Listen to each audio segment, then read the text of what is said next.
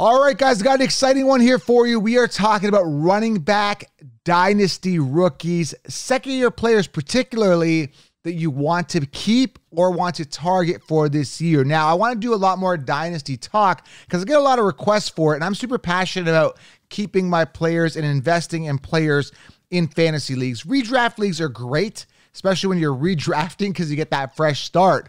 And I like that, but I like being able to keep those players and have that dynasty league. So I want to do more of an in-depth analysis here on running backs going into, this season, especially particularly second-year running backs. So I've got 5 second-year running backs here we want to talk about, but also I want to talk about, again, guys that you also may want to consider, guys like Jonathan Taylor, for example, who is due for a bounce back that you may want to consider keeping as well. Still young, dynamic, all right? So I'm going to give you guys some bonus names, but we're going to give you guys the top 5 second-year running backs you may want to consider keeping here. Now, if you're new to the channel, make sure you guys do subscribe. I appreciate, guys, everything you do here. In the comments below, let me know who you want to keep at the running back position or that you see a ton of upside here into the season. Now, also, I want to make a big note here. This is very important. My writer, Isaiah, has done a full article on some running backs that are rookies coming into the season. So check out the article below, okay? Now, I don't really dive in and get into these rookie running backs until I know the landing spot, because I think that's very important, obviously. So where they land is going to help me determine how well they're going to do. So I look at all the variables and how high a team has drafted them, right? How much they've invested in draft capital. So there's a lot of variables, but you definitely want to check out the Dynasty Rookie Running Backs in 2023 article below. I've linked it here on YouTube. I'm also going to be linking it everywhere, and it's on my website at thefantasyfootballcounselor.com, all right?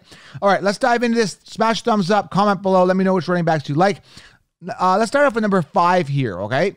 Now, there's a ton of good running backs that came out of last year's draft. And again, we're talking about second-year running backs here, particularly that you want to keep. And I'm going to give you guys some honorable mentions that you may want to keep that are going to be solid this year. Now, I'm avoiding Eckler. I think he's hit his peak. Henry's kind of like not a guy I'm really interested in keeping at this point in his career, getting older. He may have one more good year left. So there's a bunch of running backs I'll give you at the end. But let's go over these 5 right now that I really like as second-year running backs, okay? Number 5 here is Tyler Algier. Now, the problem with him is that he was drafted in the 5th round. So my question is going to be, and it's going to be, the question is going to be asked until the draft happens, is Tyler Algier the guy? Is he going to be a full workhorse running back? And that's where I have some question marks, right? 212 attempts last year, 1,035 yards, 4.9 yards per carry, and 3 touchdowns. We have Patterson there, who came in the league as a wide receiver and is now taking that running back role. He's getting older. He's like, 31 years old. I don't think he's a true workhorse running back to begin with. So it may be a committee. Are they going to invest high draft capital in a running back and address that position? They've got Ritter at quarterback. Is he the solution? Obviously, they need some wide receiver help. I don't know if Drake London's the solution there. So Algier's a guy that I like, though, as a guy that's got some upside. Now, there is other options that could have made my top 5 for second-year running backs. Isaiah Pacheco is another option as well. But I have to go with Algier because I liked what I saw. I think he runs angry. I think there's a ton of upside. Still not as big of a polished runner as, let's say, a Breece Hall, obviously. But a guy that you may want to consider keeping if the option is there to keep a second-year running back, or if you want a running back that's got some upside and there isn't too many options available, like a Breece Hall or someone isn't available. I think Algier could fit the bill as a solid RB2, RB3 on your roster, maybe a solid flex to give you that running back depth. Again, am I super excited about him for next year? No, but I absolutely see the upside. I see the talent, and a lot of this is going to be predicated on what they do with the draft. And do they invest a high draft capital in him and some of these young running backs that are coming up? But again, check the article. I've linked it below on dynasty running backs coming into 2023. Isaiah has done all the research, went back to their high school stats and did a deep dive on those. So you definitely want to read that. I don't get excited till after the NFL draft, but it's good to get a head start, right? All right, coming to number 4 here. We had talked about Algier.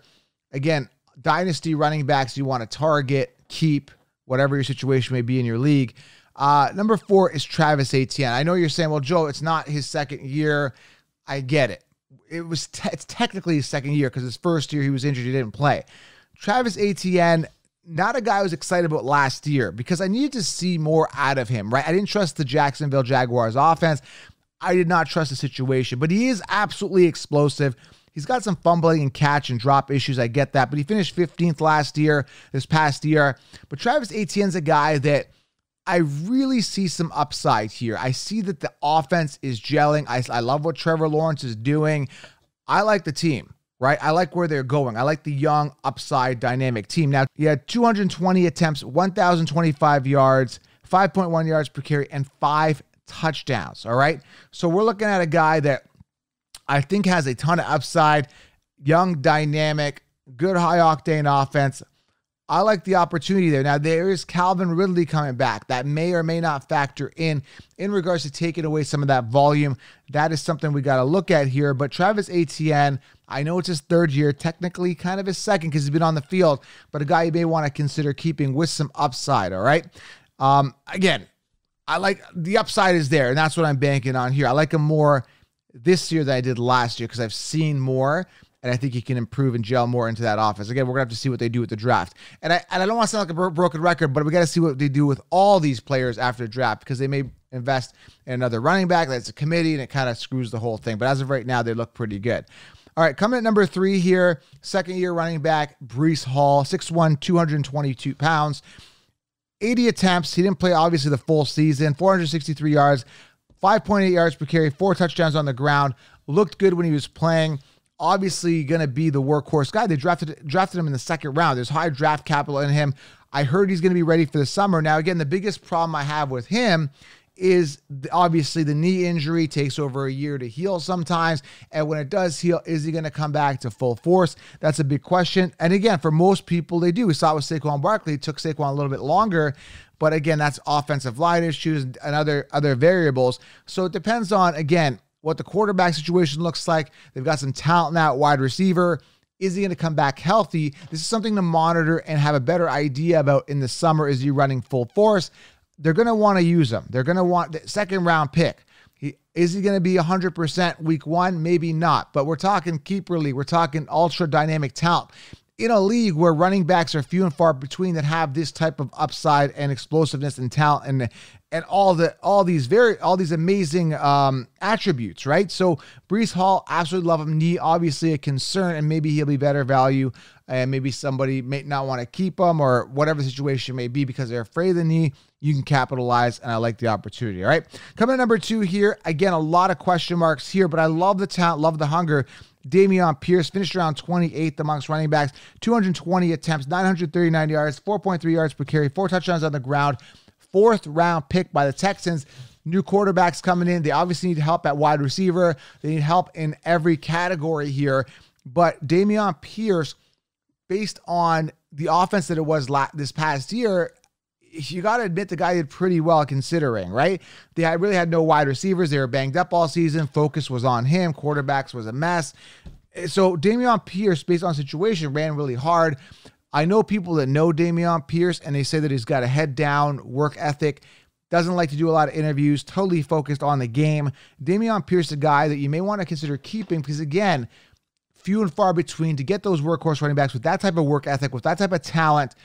Obviously suspect team, but again, maybe there's some value there for you guys. But Dameon Pierce, love the value, love the talent, love the opportunity.